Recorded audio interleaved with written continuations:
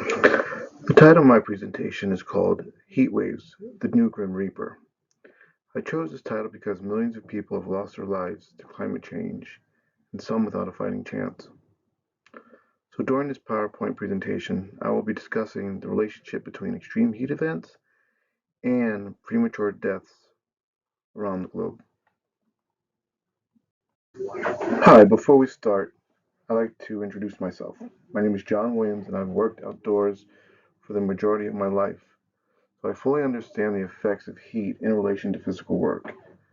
I'm currently enrolled in Northampton Community College for Environmental Sciences, and I have a extensive history of environmental compliance work with regard to compliance and contamination. My professional background is an EHS manager. This means I have a job, or my job is to make sure that my teammates are safe in the workplace, and heat-related illnesses are the major focus during the summer months. The objective. The objective of this PowerPoint presentation is to cover heat waves and their impact on human lives. I'll be discussing how extreme weather equates to death, and also be discussing the future of heat waves and how or some of the methods used to protect people who cannot protect themselves.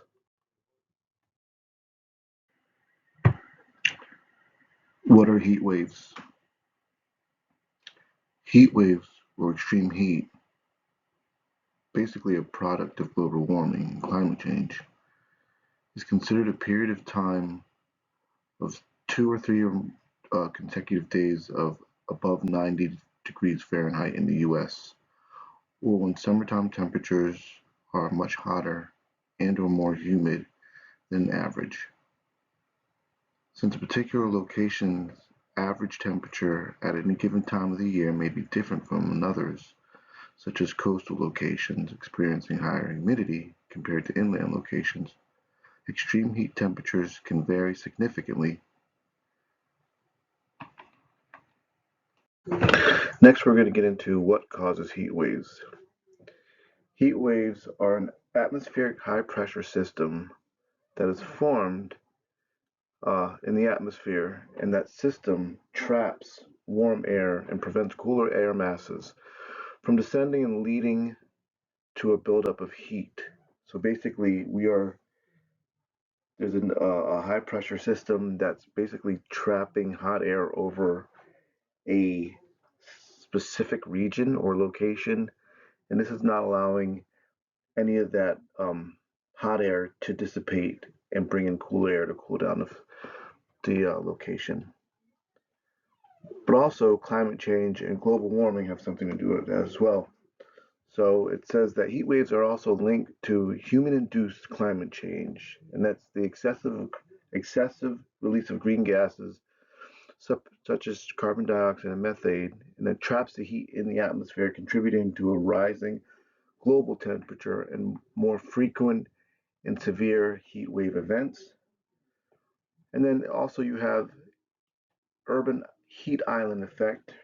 Urban areas experience higher temperatures than rural surroundings due to the urban heat island effect. The concentration of buildings, concrete, and asphalt absorb and retain heat, elevating temperatures during heat waves.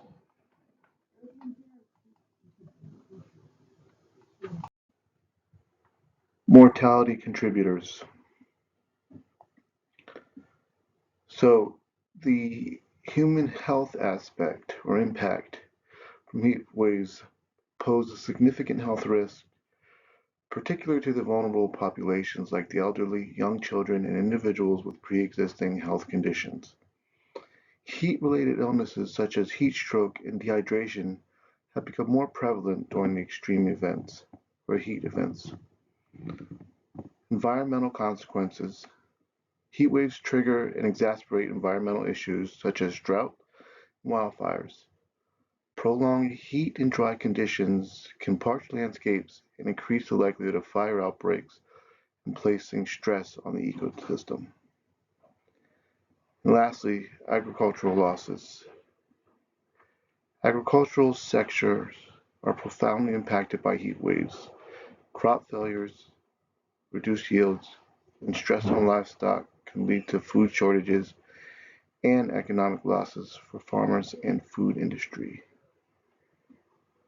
And then finally, the demands and infrastructure strains.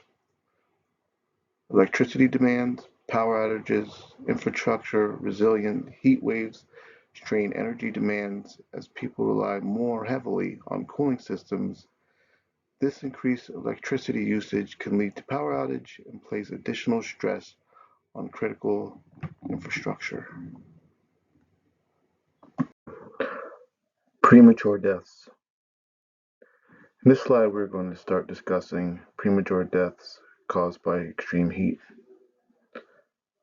I'll be discussing the causes or what causes premature deaths and the individuals who are impacted the most.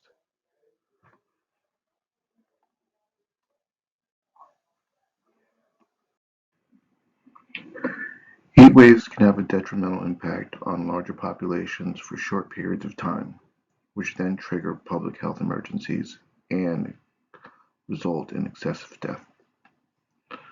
Rising global temperatures affect all populations. However, some populations are more exposed to stress, exacerbated illnesses, and an increased risk of death from exposure to excessive heat.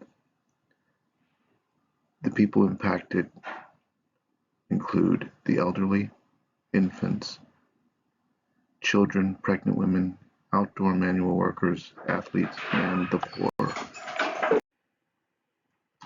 As you can see in this slide, over a time span of 40 years, premature deaths caused by extreme heat are on the rise. The figures show that there has been an increase in mortality rate for people aged between 55 and 64 years. Now, these statistics have been linked to people's death certificates, but I also believe that these figures are askew and not giving us the real picture. Premature deaths can be caused two ways, indirectly and directly.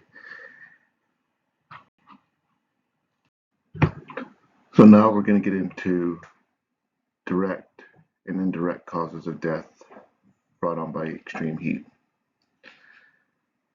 Hypothermia, whose characteristics are heat exhaustion and heat stroke, would be the focus when talking about direct deaths.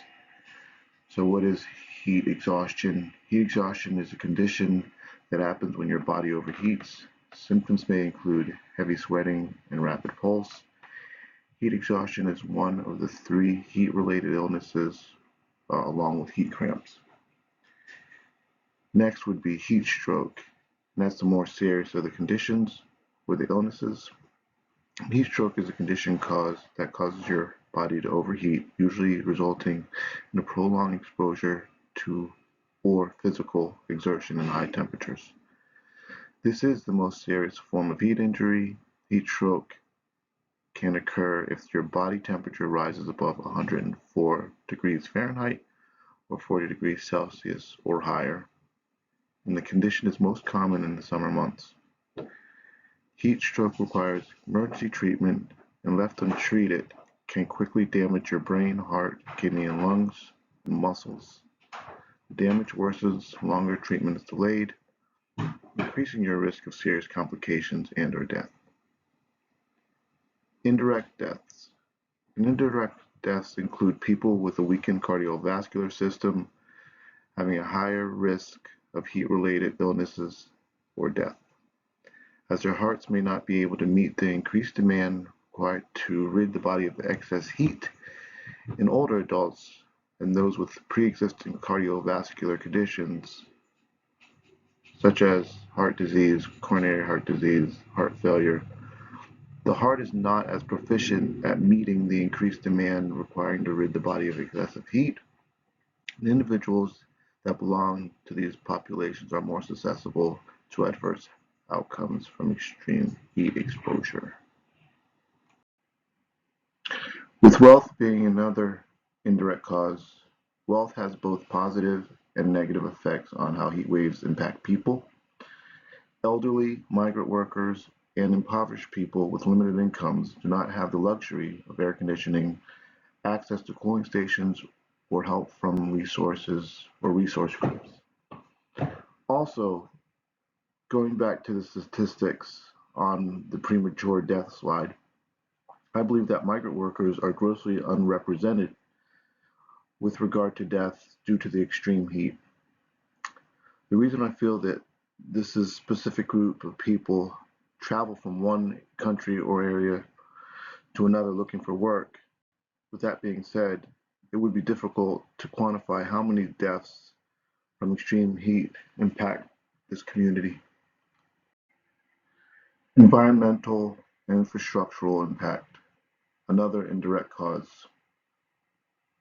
So how does this impact or create or cause premature death? So it says heat causes stress on electrical grid systems, roadways, rail systems, transportation, and commerce. Wildfires cause millions of dollars of property damage and business disruptions, and buckling roads and rail systems hinder transportation. So how is it related to premature deaths? One, electrical grid systems. If we overload our electrical grid systems, we put a stress on uh, areas that are trying to keep cool during a heat event or heat wave. Transportation, roadways and rail systems, when they become impacted, it's harder for resources to get delivered to people that are in need during heat waves, which could relate to premature deaths. Wildfires um, have an impact clearly because if climate control, um, famine, drought, all those things exacerbate wildfires, and people can become injured or killed by wildfires. And buckling roads, kind of similar to what I said earlier as far as the transportation piece, um, just a hindrance getting supplies and people in or out of areas that need help or need to leave. So how do we protect the vulnerable? Even though climate change and heat waves aren't going away, people should be given the tools to help them cope. Education for individuals living in extreme heat areas is key. Education on how to prepare for heat waves, signs and symptoms of heat-related illnesses, medications that react internally to extreme heat, and how to store life-saving medications could be a lifesaver. Education on community resources and assistance programs can also aid in the act of keeping our people safe. In conclusion, heat waves are the result of climate change brought on by industrialization. The cars we drive, greenhouse gases that we emit, and high-rise buildings that we erect all have something to do with climate change and extreme heat. Extreme heat events are on the rise all around the globe, contributing to an increase in premature deaths. And although different types of regions have various ways or forms to warn of impending danger brought on by extreme heat, let's not forget about the individuals who live and work in these areas where they're just a body and have no way to protect themselves. Understand that heat affects everyone, whether you're young, old, rich, or poor. Understanding the signs and symptoms, again, the signs and symptoms and way to protect yourself could keep you alive, keep your loved ones alive. And for those migrant workers that are traveling from area to area, just make sure that we understand that premature deaths is a larger scale than what's being reported.